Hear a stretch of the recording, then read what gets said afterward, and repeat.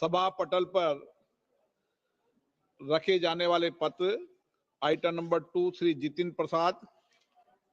माननीय अध्यक्ष जी, मैं आपकी अनुमति से आज की कार्यसूची में क्रम संख्या 2 पर मेरे नाम के सामने उल्लिखित दस्तावेजों को सदन के पटल पर रखता हूं।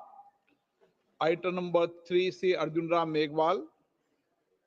Speaker sir, with your kind permission, on behalf of my colleague Shri Pankaj Chaudhary, I rise to lay on the table of the House the papers relating to the Ministry of Finance as mentioned against his name at serial number 3 in today's list of the business. Thank you, sir.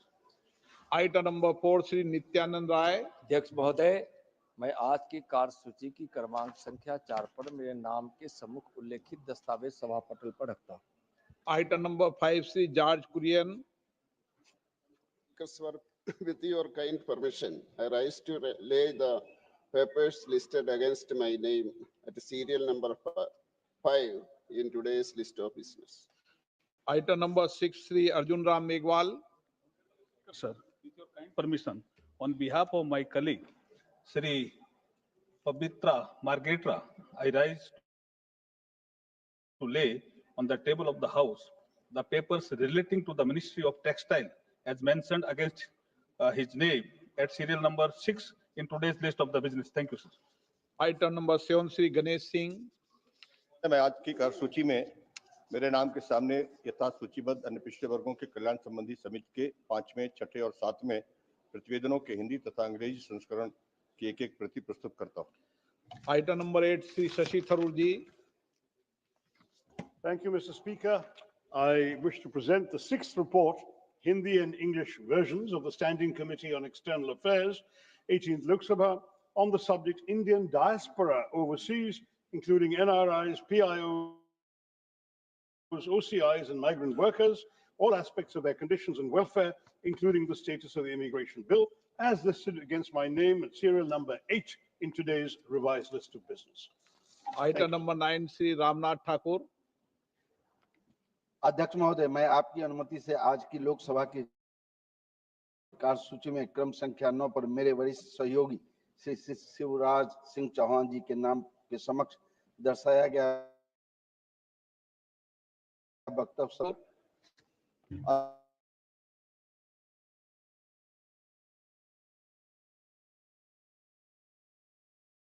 अध्यक्ष जी, माननीय अध्यक्ष जी, मैं आज के लिए संशोधित कार्यसूची में मेरे नाम के आगमन के बारे में है उसे सदन के पटल पर रखता हूं।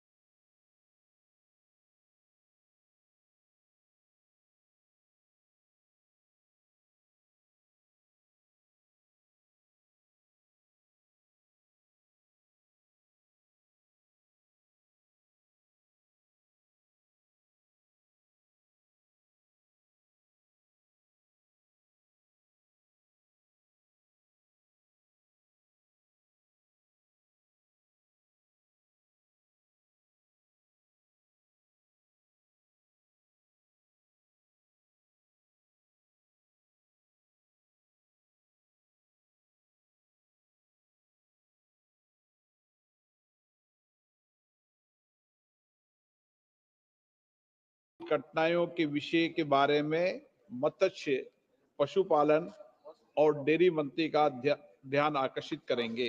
श्री केसी वेणुगोपाल जी। Thank you very much, Honorable Speaker, sir, for giving me opportunity.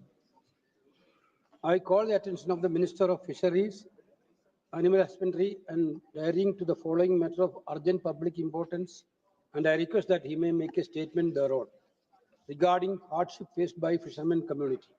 माननीय मंत्री जी। अध्यक्ष महोदय, एक विवरण सभा पटल पर रख दिया गया। माननीय श्री वेणुगोपाल जी। Thank you, sir. अभी टेबल भेज दे, कॉपी भेज। I raise today not just a representative of the people, but as a voice for a community that lives and dies by the sea. A community whose lives are deeply connected with the waves of ocean. Their cries are often drowned out by the roaring waves of indifference and neglect. I speak for our fishermen, the unsung heroes who have the unpredictable seas to bring food to our table. But they live in the shadow of neglect. Across the vast coast of Gujarat to Kanyakumari and Bengal to deep south and in the Andaman Island and Lakshadweep, they live every day at the mercy of nature, stormy seas, harsh winds, and uncertain fates. There are the people who feed our nation, but struggle to feed their own families, sir. Sir, here, in this country, there is only one Job who didn't have the guarantee of getting wages. Every day, fisherman goes to sea for fishing. Morning, evening, night, all time they are going for the fishing. Sometimes they bring with fishes, bring back. Sometimes they come with empty hands. This is the only one. ഈ ഒറ്റ ജോലി മാത്രമേ ഉള്ളൂ sir ഈ ലോകത്ത്, ഈ രാജ്യത്ത്. ജോലി ചെയ്താലും കൂലി ഉറപ്പില്ലാത്ത ഒരേ ഒരു ജോലി മാത്രമേ ഉള്ളൂ. അത് മത്സ്യത്തൊഴിലാളികൾ ചെയ്യുന്ന ജോലിയാണ് എന്ന് പറയട്ടെ, സങ്കടപൂർവ്വം പറയാൻ ആഗ്രഹിക്കുകയാണ്. അവരുടെ ജീവിത പ്രയാസങ്ങൾ, ദുരിതങ്ങൾ, വേദനകൾ പലവട്ടം സഭ ചർച്ച ചെയ്തിട്ടുണ്ട് സർ. പക്ഷെ ആ ചർച്ചകളിലൂടെ ഒന്നും ഒരു പരിഹാരവും കാണാൻ കഴിയുന്നില്ല എന്നുള്ളത് കൊണ്ടാണ് അങ്ങ് അനുവദിച്ച ഈ കോളിംഗ് അറ്റൻഷൻ ഞാൻ ഇവിടെ സൂചിപ്പിക്കാൻ ആഗ്രഹിക്കുന്നത്. Sir, they do not seek rich or luxuries. All they ask for the dignity of a life without fear, a life where their children can dream beyond the horizon. When I talk about the fisherman, my colleague from Kerala will remember in 2018, when the flood through God's own country, it was the fishermen who came with their boats. They reached every corner. They rescued thousands of people. They were the army. They were the angels. But do we remember them, sir? നമ്മൾ അവരെ വിളിച്ചിരുന്നു sir. അന്ന് ആ കാലഘട്ടത്തിൽ ഇത് കേരളത്തിന്റെ സൈന്യമാണെന്നും മത്സ്യത്തൊഴിലാളികളെ. വെള്ളപ്പൊക്കം വന്ന് ജനങ്ങൾ ദുരിതത്തിലായി, പാവങ്ങൾ മരിക്കുന്ന അവസ്ഥ വന്നപ്പോൾ ഈ പാവപ്പെട്ട മത്സ്യത്തൊഴിലാളികളാണ് ബോട്ടിൽ പോയി ഇവരെ മുഴുവൻ രക്ഷപ്പെടുത്തി കൊണ്ടുവന്നത്. അവരെയാണ് the army of Kerala. That point of time, everybody called like them. But whether we are remembering them now, this is a question I need an answer, sir. India is one of the largest fish producing countries. Morning also, Honorable Minister replied to a question. The sector provides food, nutrition, and livelihood to millions. Yet what do we back to those who sustain? So GDP numbers are very good. Our fishermen contribute to a booming industry, 1.24% of Indian gross value added and 7.28% to agricultural GVA in 2018 and 19. With an average growth of 7.53% in fish production, India's marine fisheries potential is immense. Morning, you spoke about it. Our exclusive economic zone spans over 2.02 million square kilometers, yet the wealth from this remains concentrated in few hands. While the true custodians of the sea, the fishermen, remain in chains of poverty, sir. It's break my heart, sir, Honorable Speaker, to witness this painful irony every time I travel across vast coastal such as my constituency, Alapura. I see men and women whose lives taste of salt, not the salt of the ocean, but the salt of tears, sir. Tears of hardship, tears of neglect. These are the tears of those who have given everything to the sea and received nothing but despair in return. Sir, like coastal fishermen, inland fishermen also there, sir. Apart from the sea-going fishermen, we have a considerable number of inland fishermen. The inland fisheries activities are conducted across an extensive network of rivers and canals, 1.95 lakh kilometer. Footplain lakes, 8.12 lakh hectares. Backwaters, ponds and tanks, reservoirs with an estimated fish production potential about 17 million tons. Currently, the inland fisheries has emerged as a major contributor to the overall fish production in this country. Despite India being the second largest fish producer globally, the government policies and priorities are misguided, sir. The marine fishery sector is a unique and irreplaceable source of livelihood for millions and also our inland fishing communities. Yet, we lack even basic reliable data on the socio-economic conditions of our fishermen. How can we uplift the community when we cannot even measure the suffering of them? We have institutions like the National Fisheries Development Board, NFBD, DB, and the Central Marine Fisheries Research Institute, CMFRI, producing extensive research on fish species and marine resources. But where is the data on those who bring those resources to our shores? Where is the comprehensive national register of fishermen and their living standard? Are they not worthy of recognition, of being counted, of being seen? Sir, coastal zone, our coastal zone of India are among the most productive ecosystem in the world. Yet they were existential threats from sea level rise, coastal erosion and flooding. The government must answer a fundamental question. Who control our coast, sir? Who control our coast? Who is monopolizing our marine wealth while the traditional custodians are pushed aside? Honorable Speaker, sir, it is alarming that one company operates a port of terminal every 500 kilometers along India's 7,516 kilometer long coastline. Only one company has the monopoly. They have, within 500, they have their own one big endeavor. The group now controls 14 ports and terminals, representing 27% of India's total port volume. Ports from Halda in West Bengal to Vizhinjam in Kerala are under their control. Sir, the problem, what is the problem?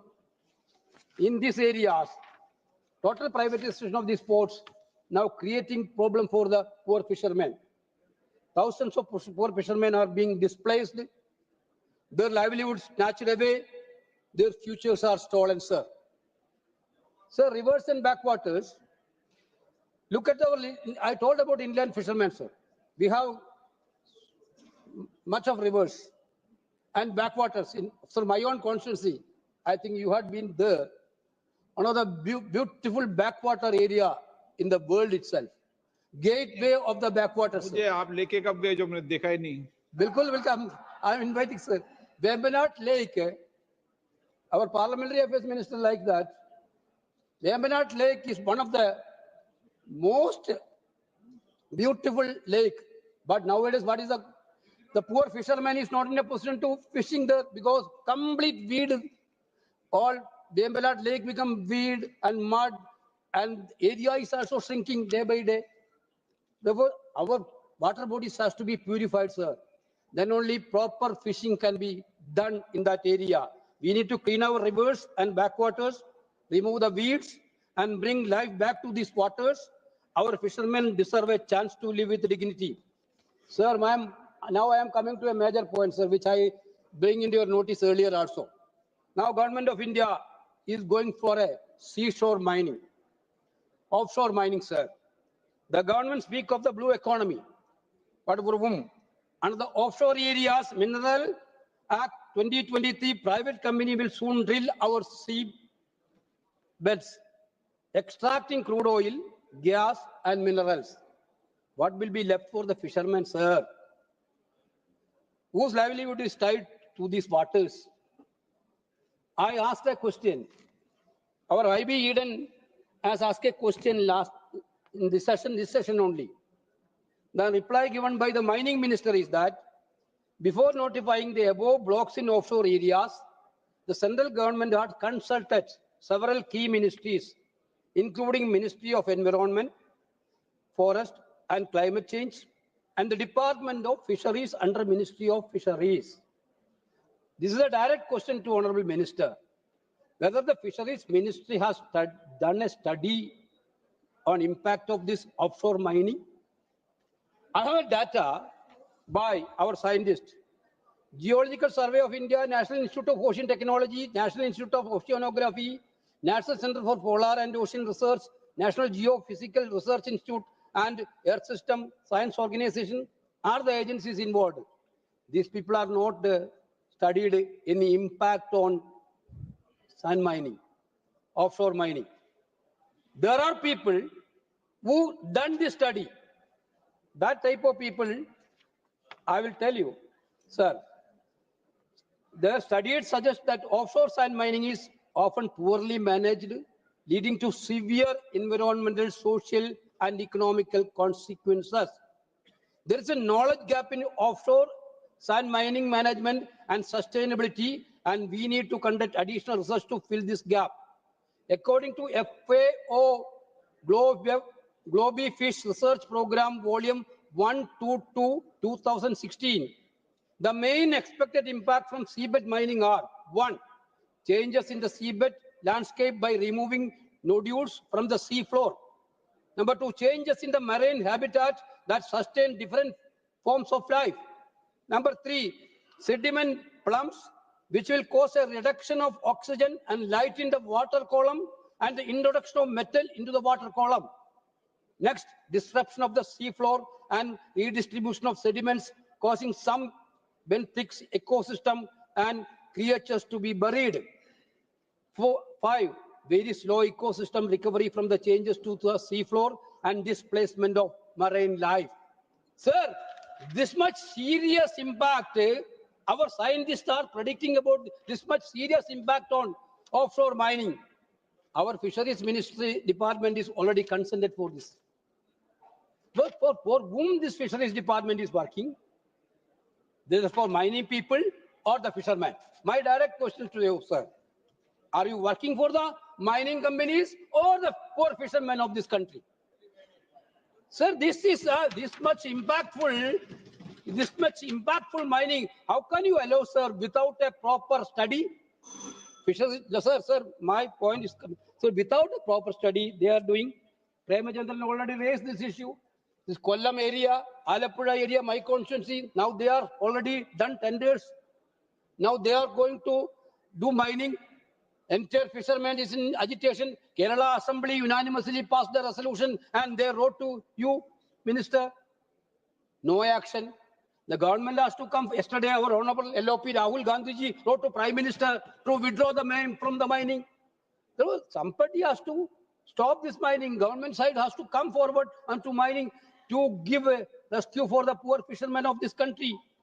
That's why my valid points, sir, I'm trying to tell that we cannot allow these things, sir. Because otherwise also fishermen are, you are not even allowing a construction of houses for the fishermen, poor fishermen. When the fisherman is going to construct a house, you will tell CRS norms are there, you are not allowed to construct a small house. Now, of large scale mining, they can do in sea. No problem. No environmental impact study. Nothing is there. Now, what government is telling, after tender, if somebody took a tender company has to do environmental impact study. What is it? like letting the folks guard the hen house. Honorable member, please address chair. Sir, I said, okay, sir. Sorry, sir. Sir, this is basically this is what letting the folks guard the hen house. This is what happened. The company has to do environmental impact study. This is ridiculous. Basically, therefore, this reckless pursuit of profit is robbing our fishermen of their heritage, their dignity, and their means of survival. Our coastal communities, environmentalists, and marine scientists are united in protest. Majority of the political parties are in protest. Then why government of India is doing all these things? My submission to the fisheries minister, you are a senior most leader of the ruling party also.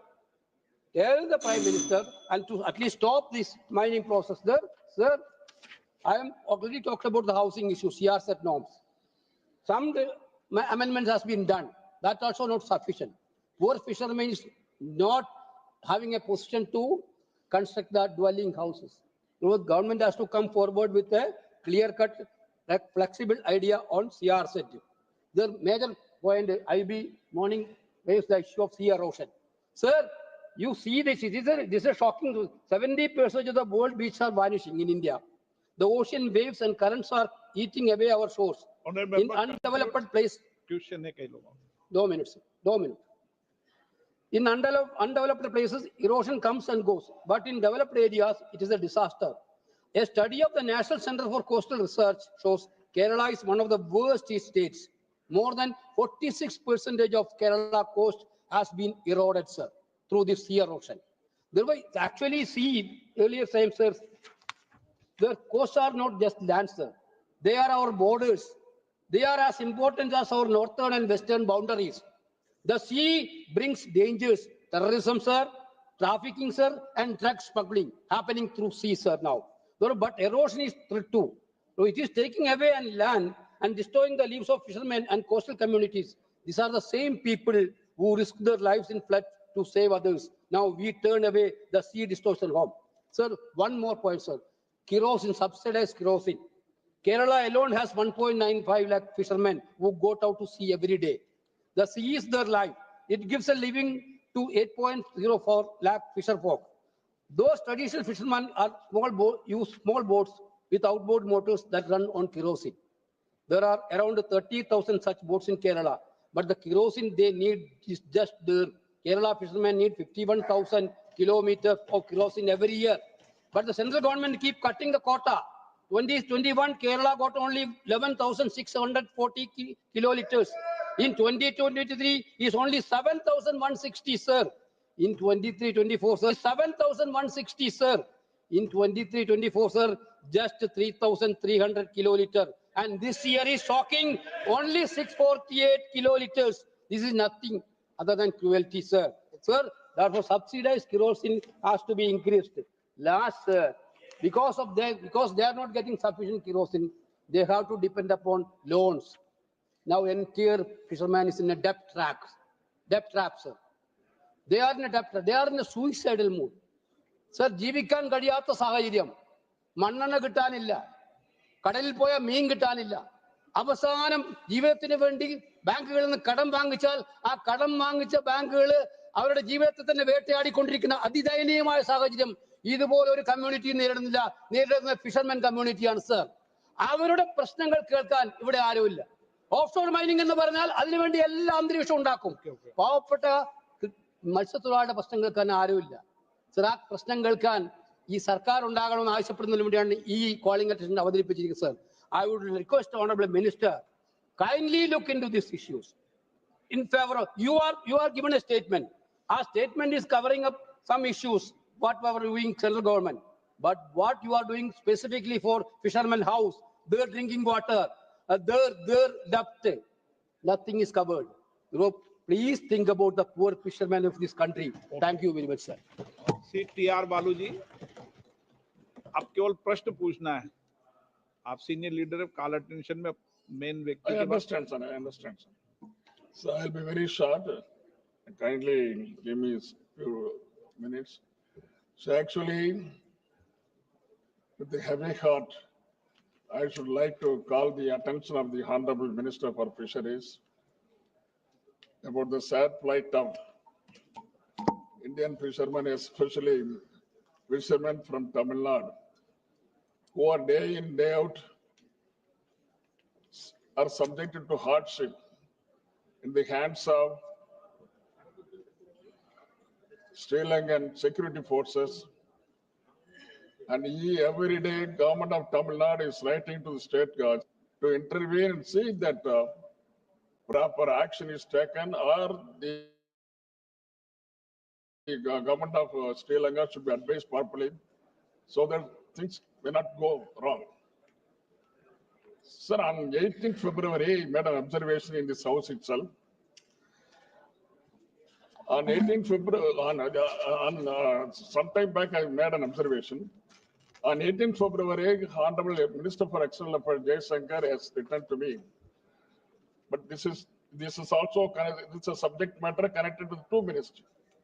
So he has said, I quote, Prime Minister during the state visit of President Anurag Kumar Dissanayaka on 15th to 17th December 2024, urged the President of Dissanayaka to treat the fishermen issue as a humanitarian one with the livelihood concerns, as well as to avoid use of force under all circumstances. Further raised the issue of frequent arrests, longer sentences, and penalties levied on Indian fishermen with the Sri Lankan president as well. In addition, we have requested President Dissanayaka for the early release and repatriation of detained Indian fishermen boats and convening of next round of fishermen levels. Sir, the things is different in the ground. The ground reality is different. Yesterday, I had a discussion with the president of the Fishermen Association of Rameswaram. He categorically said, sir, ministry is saying something, but here in the grounds, in the fishing grounds, things are different. Each and every day, fishermen, the security forces are coming and they are arresting, not only arresting the fishermen, but also arresting the boat. They are taking away everything to the destination. And finally, the fishermen were arrested. For your information, 20 fishermen is in jail for the past 6 months. What sin has they have done it, sir? Say more than 6 months, more than six, not 1 or 2 months or few days, not 1 or 2 months or few days. More than 6 months they are in the languishing in the jail, and more than 70 fishermen are in and out of Rameswaram and Pudukkottai and elsewhere. They are in the various jail for inquiry. They are keeping them for inquiries. So my only request, I won't take much time. Don't. Sir, actually, the fishermen of that area who are going for the daily wages, daily bread, they are being harassed. A country who is having friendly connection with India, they are doing a very small country. They are just making lot of nuisance to the fishermen. This is not fair, sir. So my only request is, Honorable Prime Minister is likely to go to Sri Lanka shortly, it seems. I don't know the exact date and thing. But during the discussion with Dissanayaka, there should be a lasting peace agreement. There should be a discussion, and finally there should have a lasting peace agreement with all the stakeholders, especially with the fishermen of Sri Lanka, Tamil Nadu, India, and the representatives of both the government. They should take immediate action, otherwise things will go wrong, sir. Thank you, sir. Sri N.K. Premchandan. Thank you very much, Honorable Speaker, sir. This may be the first calling attention motion during this budget session. We are thankful to the Honorable Speaker for allowing such an important issue, and also thanks to Honorable learned friend Sri K.C. Venugopal for calling the attention of the Honorable Minister regarding the fisheries issue. Sir, I am not going to repeat the issues which have already been enlisted by my learned friend Sri K.C. Venugopal. Sir, the pathetic condition of the fishermen in the coastal area, there is no words to explain it. It is just like that of the tribal people in the mountain area. Sir, fishing is the only main source of income of the fishermen is the fishing. But due to the unsustainable fishing practices, deplete the fishing stocks, impacting the livelihoods of the fishermen and the health of the marine ecosystem. Rising sea temperatures, changing ocean currents, and increased storm activity can disrupt the fishing grounds and threaten fish populations. And pollution from industrial and agricultural sources can contaminate fish population and make them unsafe for consumption. Sir, after the tsunami and Oki disaster in the state of Kerala and throughout the country, the quantity of the abundant fish wealth has declined like anything. In such a situation, I would like to know from the Honorable Minister, I'm seeking the clarification. Clarification number one is regarding, we have passed, the Parliament has passed the law Right to Forest Act.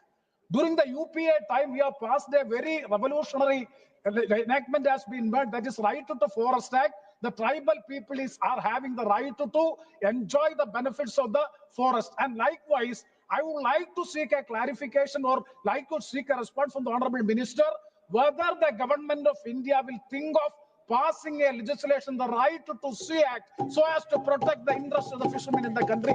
Number one. Sir, number two is yes, rightly explained regarding the offshore. Yes, sir. This is calling attention, sir. The second one is regarding the Offshore Mines and Minerals Development Area Development Act, which was passed in the year 2023. Sir, pardon, sir. As has rightly pointed out, that is this deep sand mining in the offshore and Parappu area in my constituency and Alappuzha, 85 kilometers of length is there. Now the tender has been invited so as to have the sand mining. Definitely, there is no doubt that the marine ecosystem will be disrupted like anything, and that will be adversely affecting the coastal fishermen. So my submission is whether, considering the agitation now which is going on in the state of Kerala, and even yesterday the leader of the opposition has rightly pointed out that it will be adversely affecting the interests of the fishermen, coastal fishermen. Would the government will reconsider and recall the tender? Because without having the environmental impact assessment, without having the social impact assessment, let me conclude. Without having this is being done, so I would like to know from the Honorable Minister, would the government will recall the tender and have a discussion at large? Without having all these things, it cannot be allowed. These are the 2 points which I would. Thank you, sir. In fact, thank you very much for permitting this entire discussion. I do have 5 clarifications to ask the Minister, sir, because these are issues I have been raising for 15 years in this House without satisfactory response. I'll be very brief on each of them. Number one, sir, coastal erosion. Yes, sir. I mean, coastal erosion, something that affects my constituency gravely. Ferocious monsoons have been devastating our coastline, destroying homes and livelihoods, and the fisher folk are suffering terribly because of a lack of adequate seawalls and groins. This issue was raised this morning by my colleague Haibi Eden. The minister's reply put the entire onus on the state government. The state government says they don't have the resources. So Bharat Mata ki dharti ja rahi hai. ये जो आक्रमण हो रहा है समुद्र से, हमारी धरती जा रहे, मेरी कंस्टिट्यूएंसी से 64 स्क्वायर किलोमीटर्स चले गए हैं, तो उसमें क्या सेंट्रल गवर्नमेंट की कोई रिस्पांसिबिलिटी नहीं है, कोई जिम्मेदारी नहीं है? I would like to request the minister to assume the responsibility for protecting Indian territory. Second, sir, lack of fishing harbors. You've talked about the PMMSY supporting 100 coastal villages, but the coastal villages are not enough. They need harbors. We have, in my constituency, we have 28% of Kerala's fishermen, sir, and they have absolutely no harbors other than one major port that's now coming up. Hundreds of fishermen are literally unable to make a living. They have long-standing demands for fishing harbors in places like Puntura and Valiyadura, but no action has been taken. We would appreciate some clarification from the minister. Number 3, sir, kerosene shortage. This has been raised by many members. I'll be very brief. 5 प्रश्न हैं, sir. तीसरा ये है that the question once again, is the government says they would like to encourage our fisher people to shift to cleaner fuels like LPG and PNG and so on. But they don't have engines. These are poor people. They have kerosene-fueled engines on their traditional fishing craft. Can the government, if they cannot give subsidized kerosene, can they subsidize new engines to use the fuel the government wants them to use? That clarification should be given, sir. 2 more on offshore mining, sir. One simple question. I had asked a question last month to which I got a reply from the minister. No, sir, one second. And the reply from the minister says very clearly that they have not conducted an environmental impact assessment on offshore mining. When can that be done? And finally, sir, I have also raised in this House the persistence of illegal fishing practices such as bull trawling and pair trawling in the waters of Kerala. We have asked the government in this House, sir, to actually engage the Coast Guard and the Navy to protect our fisherfolk and their livelihood. Again, will the government in the clarification let us know what they're doing about this? These issues have been raised in the House earlier. Thank you for this great opportunity. I would like to congratulate the Honorable Senior Member Shri K.C. Venugopal ji for the calling attention, which I wholeheartedly support because this is a very important matter, sir. Sir, my specific question to the Honorable Minister through you is, we have state-of-the-art institutions in India like the CMFRI, Central Marine Fisheries Research Institute, SIFT, SIFNet, CUFOS, CUSAT, CSIR, and many other organizations related to scientific study of the ocean and the marine-related activities. Sir, does any of these organizations have done a scientific study on the offshore mining, its environmental impact? And sir, how can the government of India give the tender to the study? Sir, concluding. How can the government give the tender of the environment impact study to the same company who does the offshore mining? Sir, it is disastrous, sir. I would like you to intervene in this matter. And Sir, thank you, sir. I fully associate with the expression and the opinion expressed by Honorable K.C. Venugopal and others. Sir, one question also. Sir, the coastal belt faces frequent climate disruption like cyclone and extreme weather. Does the government of India have any large-scale climate resilience? Has the central government conduct any studies in mitigate this impact? And considering the success of the geotop offshore breakwater in some places in Kerala shore, does the central government envisage expanding this innovative mode of other coastal region with the provision of adequate funds? Shafi Paramveer, Ram Shankar Rajbhar. हमारे संसदीय क्षेत्र में तुरहा ताल है और मैदानी क्षेत्रों में जितने ताल और नदियां हैं वहां की समस्या मानवर दूसरी है। नाव भी मछुआरों के नाम नहीं होती। बड़े बड़े ठेकेदार एक मछुआ को पकड़ते हैं और नाव का ठेका ले लेते हैं मछली मारने का पोखरों के, और मछुआरों के नाम से नाम और जाल नहीं होती, केवल वो मजदूरी पर रख लिए जाते हैं। मैं सरकार के ध्यान रखना चाहता हूं महोदय कि कम से कम मछुआरों को नाव से, जाल से और ठीके से इतना प्रतिबंधित किया जाए, दिया जाए इस तरह से कि वो स्वावलंबी हो। और दूसरा मानवर, यह नियम है कि मछुआरे नदियों के किनारे और पोखरों के किनारे, तालाबों के किनारे मछली मारते हैं, वही मंडई डाल के रहते हैं। यह व्यवस्था भी है मत्स्य पालन द्वारा कि उन मछुआरों का घर बनाया जाएगा, लेकिन यह अभी तक उन मछुआरों का कोई घर भी नहीं बना। यह मैं सरकार से कहना चाहता हूं। 1 मिनट बोल ले कनिमोजी जी, 1 second. Thank you, sir.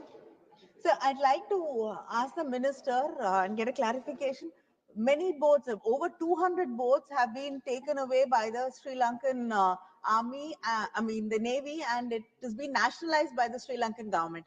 Will the Fisheries Department or the government of India give some compensation to these fishermen who have lost their boats? Arvind Sawan. Earlier it was done, sir. I want to know whether they will give a compensation because the Tamil Nadu government is giving. Arvind Sawan. Thank you माननीय अध्यक्ष साहब। मुंबई बंदर में जो सारी हमारी कोकण के बहुत बड़ा किनारा है, 720 किलोमीटर का किनारा है महाराष्ट्र, और वहाँ बेचारे फिशरमैन जो है मछुआरे अपना काम करते हैं। सबसे पहली समस्या उनको दो आती है। इसमें एक पहली आती है कि केरोसिन नहीं मिलता, उनको डीजल और केरोसिन दोनों लगते हैं। तो केरोसिन मिलता, डीजल सब्सिडी पे मिलना चाहिए, वो नहीं मिलता। उसके बाद में फिशरमैन और तकलीफ में आते हैं। और दूसरी बात है, जो हवामान में बदलाव आता है, तो कभी लाल झंडा बोलते हैं वो लाल झंडा कभी समय पे फैलता है, तब तक अंदर वो शिपिंग के लिए जाते हैं। तो वो सुरक्षा प्रदान करने के लिए उसके ऊपर भी मॉनिटरिंग की आवश्यकता है। ये 2 काम महत्वपूर्ण है। मुंबई, एक वाक्य और है, मुंबई पोर्ट अथॉरिटी जो कुछ डेवलपमेंट करती है वो मछुआरों को विश्वास में लेकर करे तो उनके लिए सहायता होगी। धन्यवाद। माननीय मंत्री जी, आपका नहीं, माननीय मंत्री। अध्यक्ष महोदय, माननीय सदस्य वेणुगोपाल जी ने कई बातों की चर्चा की। इसमें एक उनका है कि जो 30 मिलियन, लगभग 30 मिलियन मछुआरे भाई हैं और गरीब हैं, वास्तव में गरीब हैं, उनके प्रति सरकार का इंडिफरेंस और नेग्लेक्ट, ये सही नहीं है अध्यक्ष। बल्कि सच्चाई यह है कि प्रधानमंत्री मोदी जी की सरकार ने ही उनकी गरीबी पर ध्यान दिया और उनके उत्थान के लिए योजनाएं, और आज उसका परिणाम है कि हमारा मत्स्य उत्पादन पूरे दुनिया में दूसरे स्थान पर है। आपने भी वर्षों तक शासन किया इस देश में। 2013 तक आपने शासन किया, 14 में प्रधानमंत्री मोदी जी आए।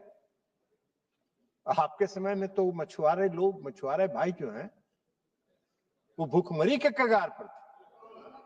आज हम आपको बताएंगे अध्यक्ष महोदय, और माननीय सदस्य को भी बताएंगे कि प्रधानमंत्री जी ने क्या क्या इनिशिएटिव लिया जिसके कारण आज मछुआरे समुदाय के लोग सुखमय जीवन जीते रहे और कुछ हद तक उनके दूर हुई है। आपको बताएंगे। आपको देखिए, आप वेणुगोपाल जी, आपको जब हम आईना दिखा रहे हैं तो अपना चेहरा देख के आपको क्यों चिढ़ हो रहा है? अरे अपना चेहरा तो देखिए, क्या किया आपने।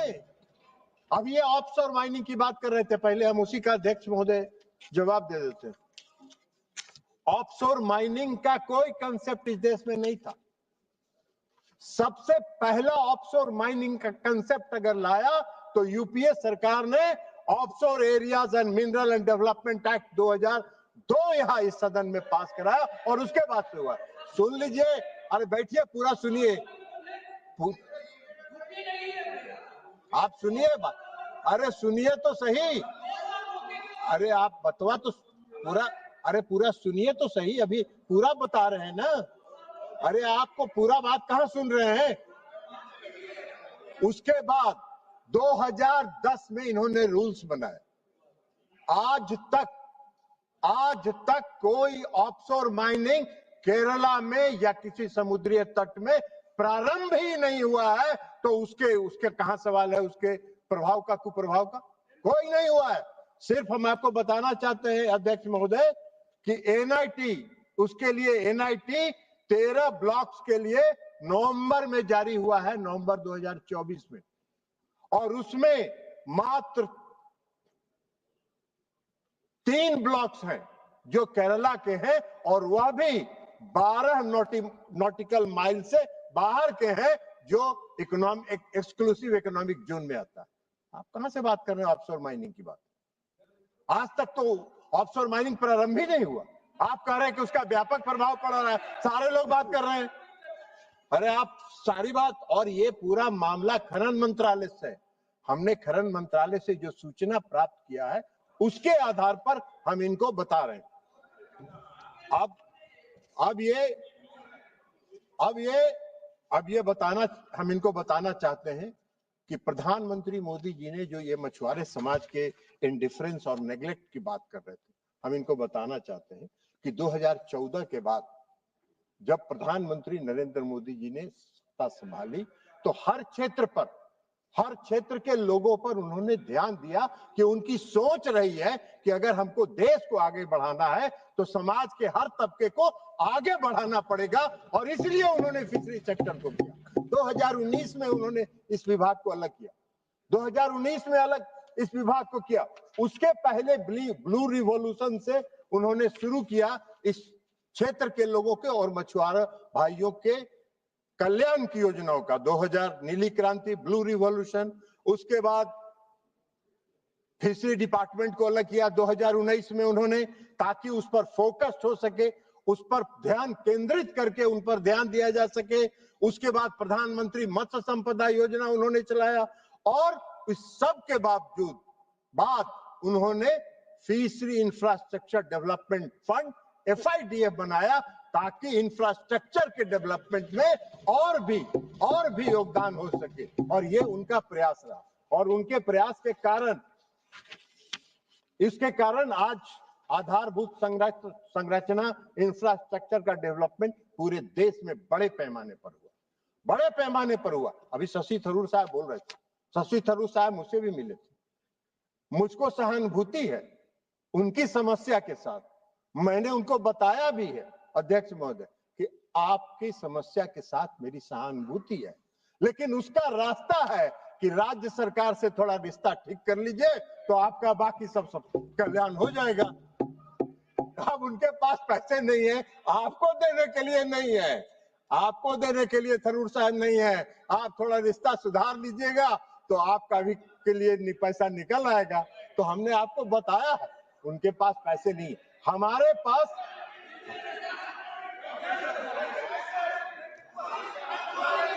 ये तो अपोजिशन में रिश्ता क्यों सुधारेंगे? अध्यक्ष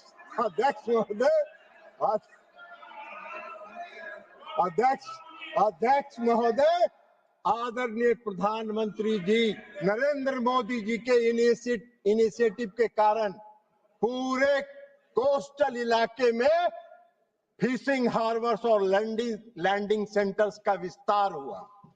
वैसल के लिए सुरक्षित लैंडिंग बर्थिंग बनाई गई। लोडिंग और अनलोडिंग की सुविधा के लिए सारे प्रयास किए गए और उसका परिणाम है FIDF के तहत। हमने बताया कि FIDF के तहत इंफ्रास्ट्रक्चर का और डेवलपमेंट हुआ।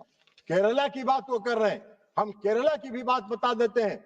1358.10 करोड़ की रुपए की योजना केरला राज्य के लिए भी स्वीकृत हुई, इसलिए कि मोदी सरकार का यह मानना है कि कोई भी राज्य के साथ, किसी भी क्षेत्र के साथ कोई भेदभाव नहीं करना है, सबके लिए समान रूप से विचार करना है। सबका उत्थान होगा तब देश का उत्थान होगा, तब विकसित देश का निर्माण होगा। केरला में 12 फिशिंग हार्बर्स का विस्तार हुआ, मॉडर्नाइजेशन हुआ। 1,69,316 मछुआरा भाइयों को प्रतिबंध की अवधि में उनको सहायता प्रदान की गई। नाव दिया गया वहां के मछुआरा भाइयों को, जाल दिया गया जो गरीब लोग थे। कौशल विकास और क्षमता निर्माण, स्किल डेवलपमेंट के लिए कार्यक्रम चला के उनमें कौशल विकास और क्षमता निर्माण कराया गया। आर्टिफिशियल रिफ्स का निर्माण हुआ। मत्स्य सेवा केंद्र का वहां गठन हुआ। 6 मॉडर्न कोस्टल फिशिंग विलेजेज हैं, जहां पर जो वो चर्चा कर रहे थे पीने के पानी का, सारी सुविधा का, उन सारी सुविधाओं का इस्तेमाल वहां प्रावधान किया गया है। मॉडर्न कोस्टल फिशिंग विलेजेस में 6 क्लाइमेट रेसिलेंट विलेजेस का निर्माण भी केरल में स्वीकृत किया गया है, चयन उसका हुआ है और नेशनल फिशरी डेवलपमेंट बोर्ड को उसका नोडल एजेंसी बनाया गया, उसका निर्माण होगा। तो मछुआरा भाइयों के लिए सारी समस्याओं के समाधान के लिए मोदी जी की सरकार चिंतित है। उसके अलावा इन्होंने कहा, मोदी जी की सरकार ने मछुआरा भाइयों के लिए सोशल और इकोनॉमिकल तथा उनकी सुरक्षा पर भी ध्यान देने का काम मोदी सरकार ने किया। ग्रुप इंश्योरेंस की स्कीम किसने चलाई? ग्रुप इंश्योरेंस की स्कीम मोदी जी की सोच का परिणाम है कि मछुआरा भाइयों को जब दुर्घटना में उनकी मृत्यु होती है तो 5 लाख रुपए, अगर गंभीर रूप से घायल है तो 2.5 लाख रुपए और कम बीमार है, घायल है तो 25,000 रुपए की सहायता उनको ग्रुप इंश्योरेंस स्कीम से दी गई। किसान क्रेडिट कार्ड किसकी योजना है? प्रधानमंत्री नरेंद्र मोदी जी की योजना है। किसके उत्थान के लिए है? उन मछुआरा भाइयों के उत्थान के लिए है। बीड कल्टीवेशन किसका सोच है? इस सरकार का सोच है। मैरीकल्चर उनके आर्थिक उन्नति के लिए, open sea cage culture, ornamental fisheries को बढ़ाया गया ताकि उनकी आमदनी बढ़े। पारंपरिक मछुआरे के लिए जो ट्रेडिशनल फिशरमैन है उनके लिए नाव और जाल की व्यवस्था की गई। डीप सी वेसल्स के निर्माण के लिए भी प्रावधान किया गया। फिशिंग वेसल्स का अपग्रेडेशन हुआ। ट्रांसपॉन्डर, जो आज की तारीख में ट्रांसपॉन्डर जिसकी चर्चा बालू साहब कर रहे थे और कई साथी कर रहे थे कि बॉर्डर पार कर जाते हैं हमारे फिशरमैन फिशिंग करते हुए, ट्रांसपॉन्डर को प्रधानमंत्री नरेंद्र मोदी जी ने लॉन्च किया पालघर से, महाराष्ट्र से। वह ट्रांसपॉन्डर एक ऐसा हथियार है जो मछुआरे भाइयों को अपनी सीमा के क्रॉस जैसे ही करेंगे देश की सीमा, उनको सिग्नल देगा कि आप देश की सीमा क्रॉस कर रहे हो। वो सैटेलाइट से जुड़ा हुआ है, वो किसी भी एंड्रॉयड फोन पर डाउनलोड किया जा सकता है और उसके माध्यम से उनको सूचना मिलेगी।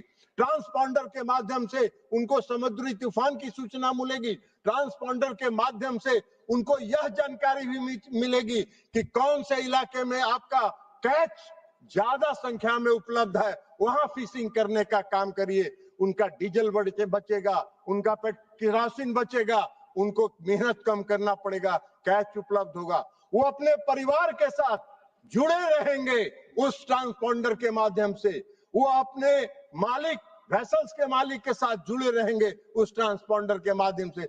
1 लाख मछुआरा भाइयों को मुफ्त ट्रांसपॉन्डर्स देने की सरकार का फैसला है और कई राज्यों में उसका काम शुरू हो गया है, दिया जा रहा है मछुआरा भाइयों को, तो ट्रांसपॉन्डर्स की सुविधा हो गई। 100 कोस्टल विलेजेस को 100% वित्त सब पोषण के साथ कोस्टल फिशरमैन रेसिलिएंट विलेज के रूप में चिन्हित किया गया है, उनका चयन हुआ है।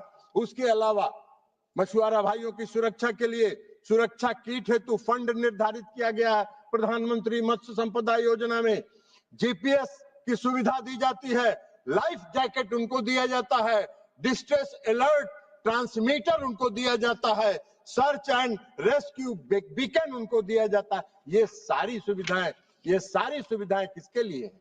ये सारी सुविधाएं और ये सारा की व्यवस्था उन मछुआरा भाइयों के लिए की गई है। तो मछुआरा भाइयों की चिंता मोदी सरकार ने किया है, आपकी सरकार ने इतने दिन तक नहीं किया। और मोदी जी के, प्रधानमंत्री नरेंद्र मोदी जी के इसी प्रयास का परिणाम है, आज दिख रहा है वो प्रयास। 2013-14 में आप फिश प्रोडक्शन की बात कर रहे थे, आप कह रहे थे वेणुगोपाल साहब कि मछुआरा भाई सुबह जाते हैं, शाम को बिना मछली के आ जाते हैं, उनकी रोजी रोटी का क्या होगा, वो भूखे मरेंगे।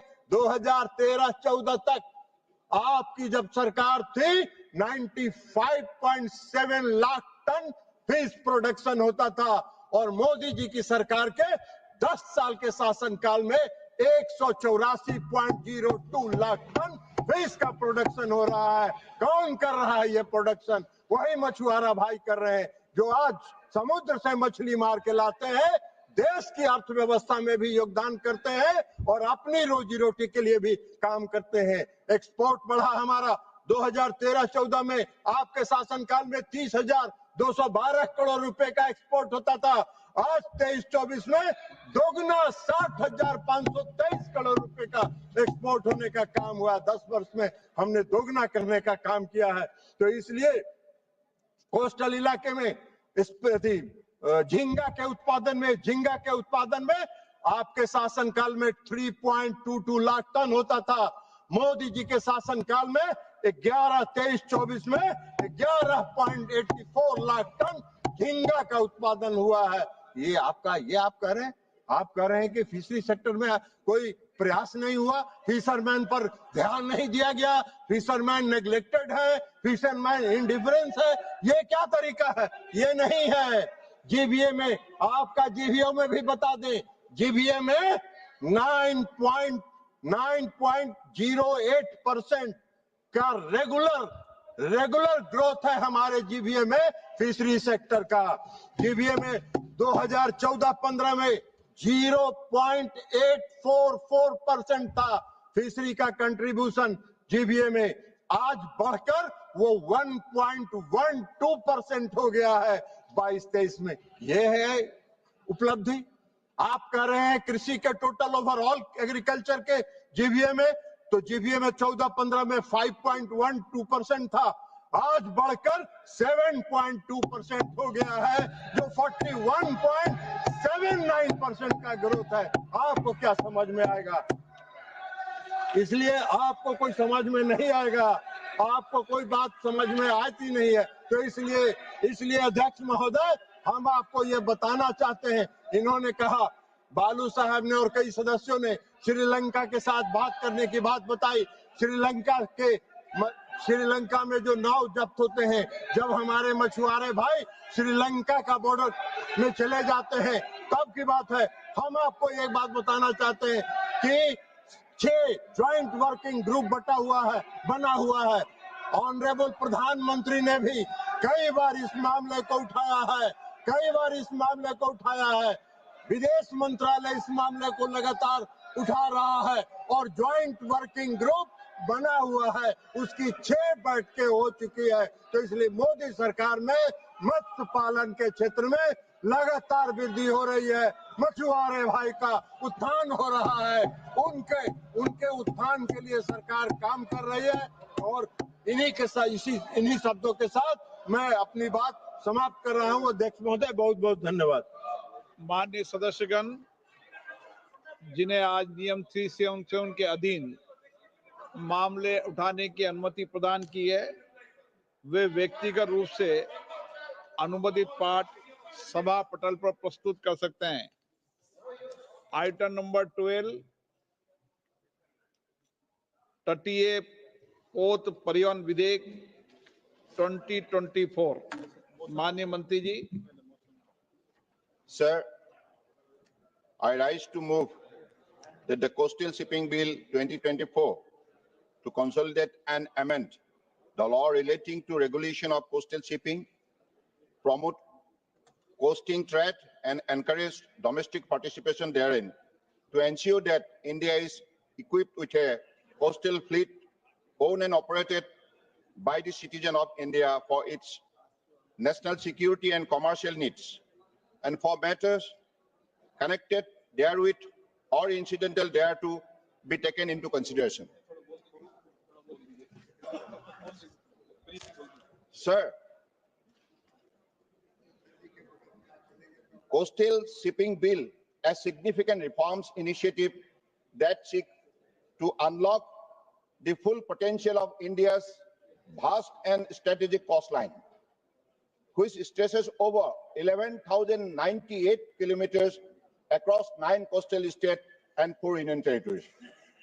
At a time when our logistics sector is looking for low-cost, reliable and sustainable alternative to overburdened road and rail network, this bill offers the maritime sector a much-needed push with a dedicated legal framework for coastal trade. The provision of the Coastal Shipping Bill 2024 are also in line with the broad vision of the National Logistic Policy as dedicated development of the coastal shipping sector, which is one of the most cost-efficient sources of transport, can play a significant role in lowering the overall cost of logistics for the country.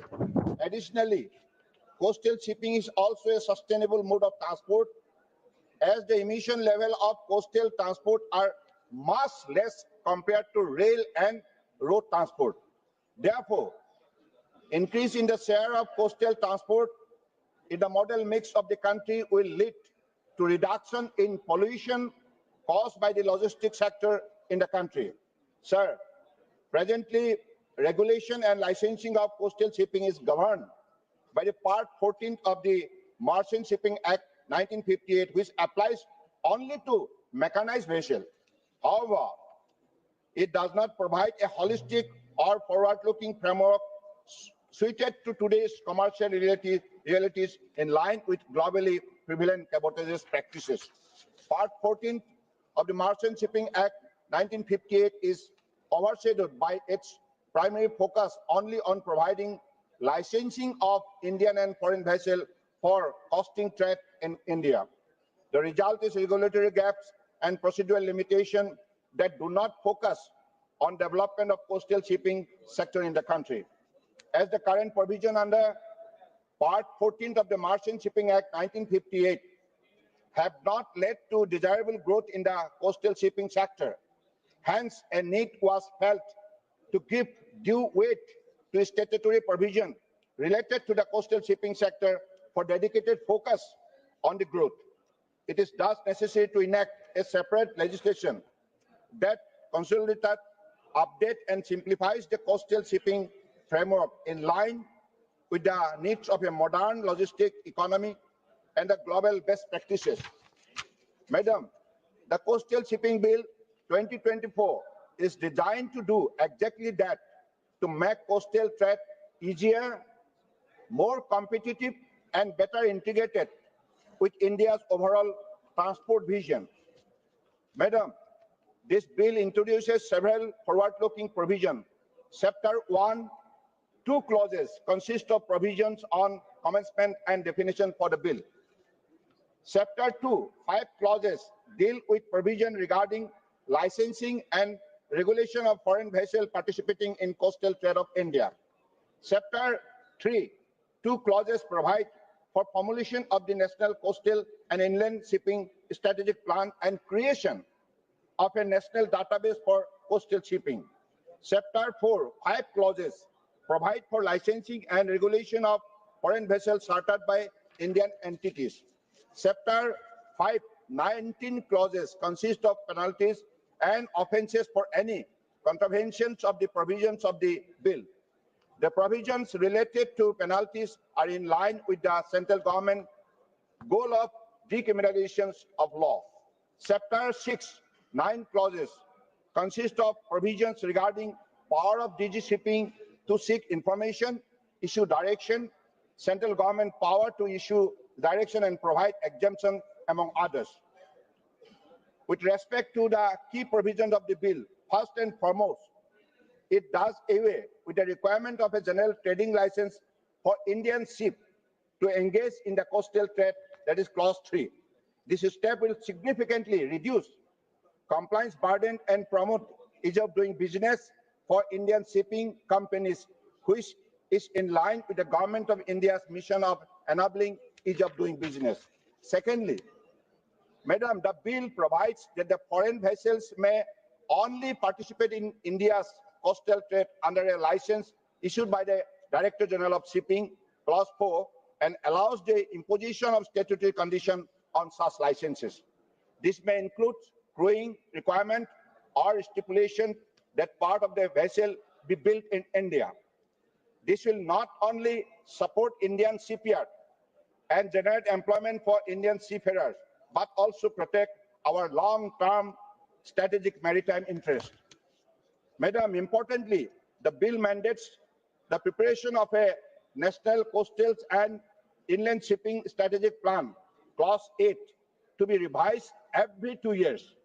This will assess the condition of shipping routes, forecast future traffic, identify areas for improvement, and promote synergy with inland waterways. The plan being formulated under clause 8 is rightly referred to as a strategic plan because it will provide the long-term vision and determine the roadmap to achieve the goal specified in the preamble of the bill. Further, the integration of coastal and inland waterways will promote regional development of riverine and coastal areas alike in the country. This bill will also give impetus to the long-term vision of development of coastal and inland waterways transport in states such as Odisha, Karnataka, and Goa, among others. Another major step is the creation of a national database of coastal shipping, that is in clause 9, containing details of the license issued, road use, vessel involved, and other key information. This will bring transparency, enhance coordination, enable data-driven and timely decision-making for regulators, shipping companies, and the broader logistic ecosystem. Additionally, the bill also provides for licensing of foreign vessels chartered by citizens of India. NRI OCI, LLPs, as well as any other Indian entity as may be specified by the central government. That is clause 11. This provision expands the category of charterers who can charter a foreign vessel in India. Respected Madam, a concern often raised about central legislation is whether they undermine the rule of state. I want to assure this House that the Coastal Shipping Bill 2024 is firmly grounded in the spirit of cooperative federalism. Far from centralizing powers, the bill provides for active representation of state and union territories in key institutional mechanisms. Under clause 8.3, a committee to be constituted to prepare the national coastal and inland shipping strategic plan. This committee will include representatives from every major ports, all state maritime boards, and other experts. This ensures that the state will not only be consulted, but will actively shape the strategy, route, regulatory approaches for coastal shipping. Such an approach will help align national policy with local priorities and unlock region-specific opportunities. Furthermore, the integration of coastal shipping routes with inland waterways, which often traverse multiple states, call for collective planning and coordinated execution. By recognizing the role of state in this regard, this bill ensures that the growth of coastal shipping is inclusive, participative, and aligned with the vision of Sabka Saath, Sabka Vikas. Respected Madam, the proposed law built on the strong foundation laid by this government over the last decades, including prioritized berthing for coastal vessels, grain clearance channel, GST reduction on bunker fuel, and the right of first refusal scheme for Indian-built vessels. The result is visible. This is a very significant because of the adopting this kind of initiative. The result is visible. Coastal cargo traffic has grown by 119% over the last 10 years, rising from 74 million metric ton in 2014-15 and to over 162 million metric ton in 23-24. We now aim to grow this further to 230 million metric ton by 2030. To support this aspiration, we need legal clarity, regulatory stability, and investment-friendly rules, and that is exactly that this bill delivers. Internationally too, countries as the United States, Australia, and the European Union have adopted dedicated laws for coastal trade. This provision in this bill reflects the best of those practices adopted to suit Indian conditions. Madam, this bill is the outcome of consultation with stakeholders across the maritime sector. In addition to interministerial consultation, input were also received from several private stakeholders. In conclusion, this legislation is timely, necessary, and forward-looking. It will reduce logistic costs. What is the merit of the particular this initiative, this particular bill? It will reduce logistic costs, promote green transport, support Make in India, and create thousands of jobs in shipbuilding, port services, and manning of vessels.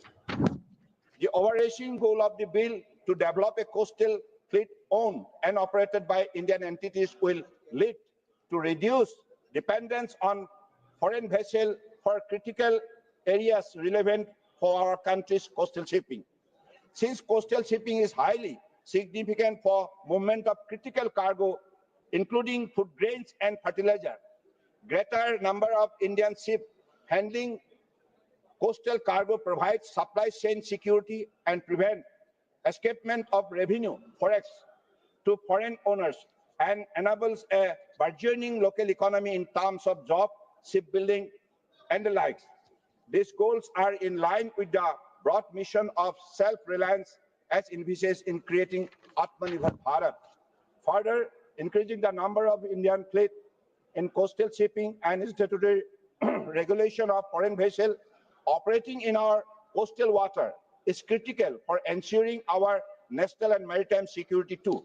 Hence, this bill has well accounted for the same. It aligns local aspiration with national goals and provides a framework for the next 25 years of coastal economic growth under the Maritime Amritkal Vision 2047. I urge honorable members to support this bill and help lay a strong modern foundation for India's maritime future. Thank you.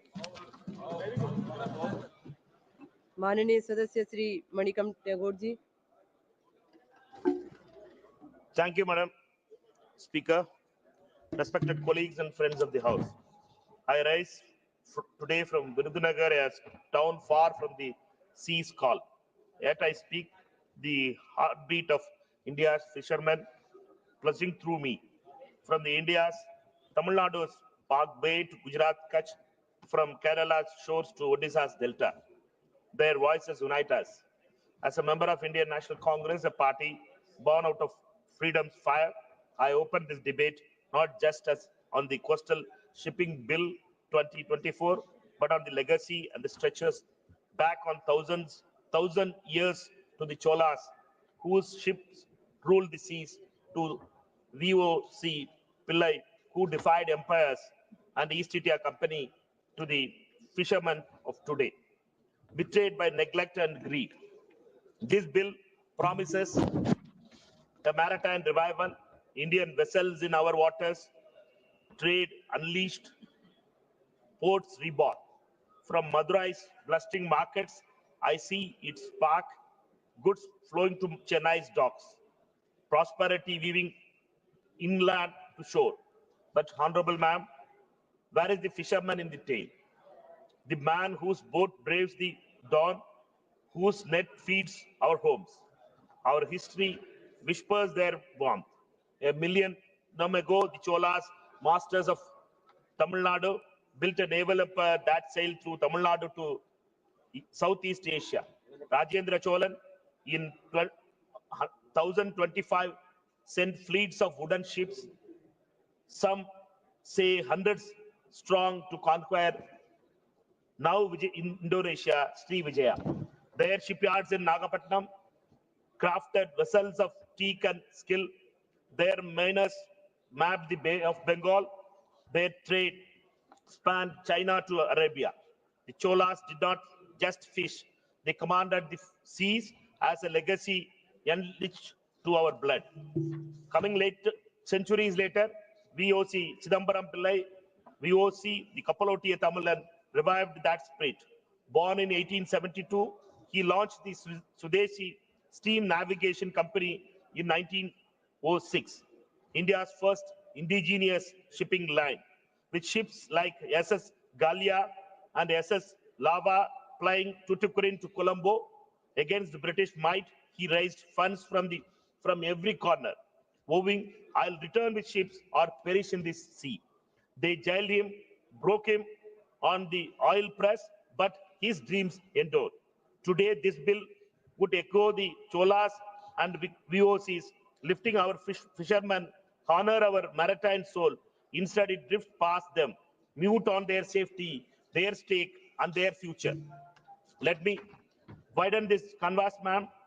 For the fishermen's fight is India's fight. In Tamil Nadu, 843 fishermen have fallen to the Sri Lankan guns and jails in the past years. Boats seized, families shattered. In Gujarat, Pakistan looms. In Odisha, cyclones range. In Andhra, pollution poisons. Over 1 million fishermen, 70,000 households in Tamil Nadu alone, scrapped by less than 24,000 rupees a year. And now, in a new tide rises, the Prime Minister's favorite ports company in Villingam, where Kerala fishermen blockade Adani's 7,525 crore project. 600 displaced, beaches lost, fishes vanished as drawings and dredges choke the coast. In Diggi, Maharashtra, and Gangavaram, Andhra Pradesh, the same company's expansions turn fishers into strikers and laborers. Their seas sold. This builds vast powers to the Director General to this government would favor such giants over our fishers. The Congress party demands justice. Honorable Madam, As the Cholas ruled with strength, VOC fought with courage. First, safety modern boats, weather alerts, life vest for every fisherman from Kanyakumari to Puri. Not words, but law. Second, ma'am, livelihood. Certify their boats for trade under this bill. Train them as the Cholas trained their navy. Scrap 30% wage tax. Foreign crews escaped.